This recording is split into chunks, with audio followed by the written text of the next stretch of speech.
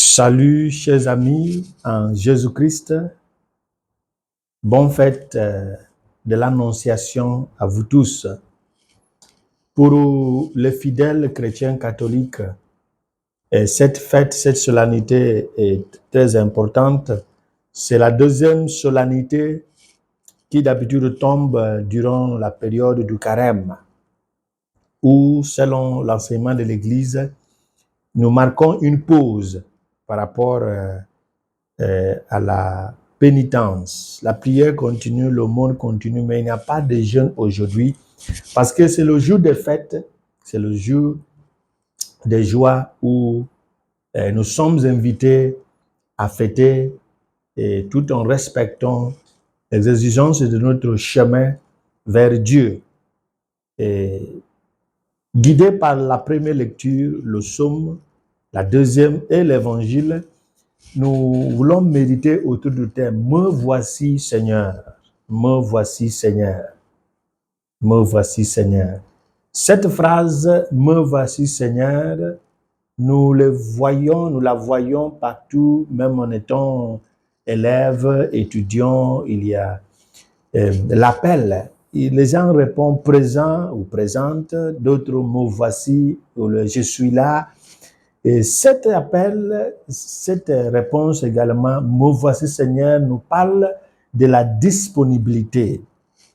Et une disponibilité, c'est être capable de répondre par responsabilité.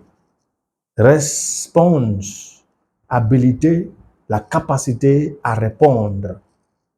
Et cette réponse doit être une réponse d'adulte. Ça veut dire, je suis au courant de toutes les conséquences de mon oui. C'est ça la réponse d'adulte. Je m'engage.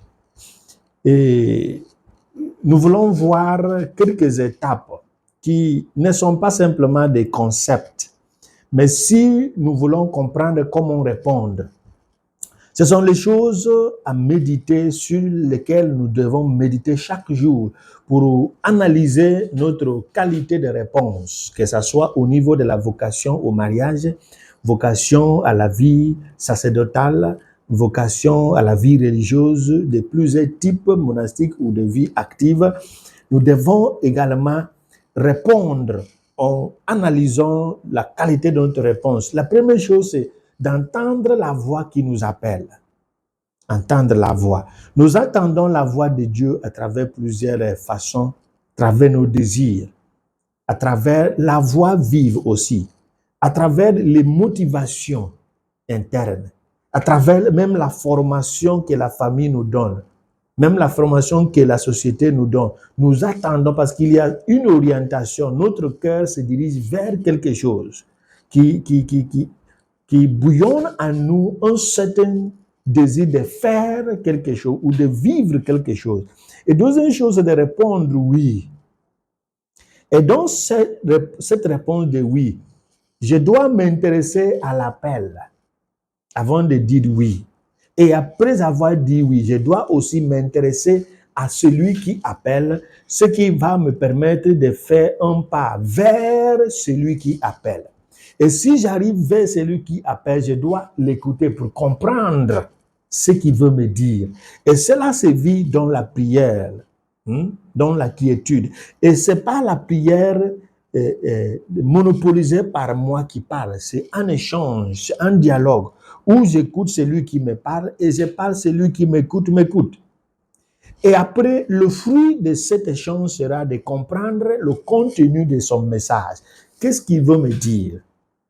Parce que je ne pourrais pas rendre service à quelqu'un sans comprendre les exigences, ses attentes. C'est pourquoi il nous faut écouter. C'est pourquoi l'évangile de Saint Marc, chapitre 3, verset 13-14, nous dit que Jésus a choisi parmi ses disciples ceux qu'il appellera les apôtres, les 12, afin qu'ils restent avec lui pour qu'il les envoie. Ça veut dire, nous devons écouter celui qui nous appelle. Victor vient, je dis oui, me voici. Je ne dois pas me répartir sans comprendre pourquoi tu m'as appelé.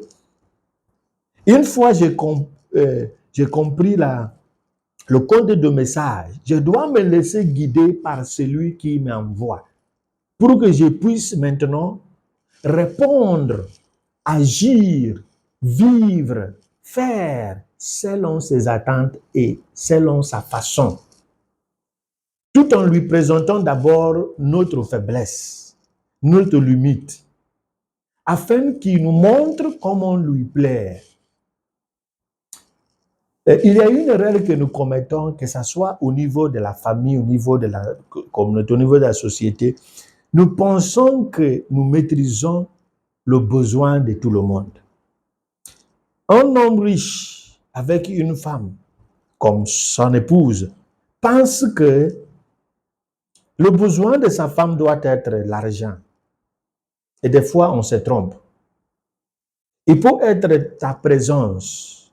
Il peut être ta compagnie. Comme il peut être aussi l'argent. Il peut être la satisfaction de sa vie psycho-affective. Mais comment comprendre? Il faut dialoguer, échanger avec la personne pour comprendre comment la satisfaire.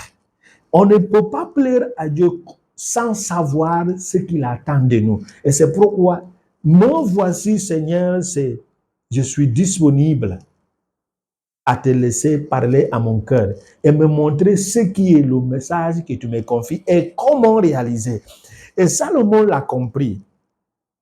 Salomon disait lorsque Dieu lui demandait de placer une demande, il dit, personne ne guidera ce peuple qui t'appartient sans quelque chose de toi. Et cette chose de toi, c'est la sagesse.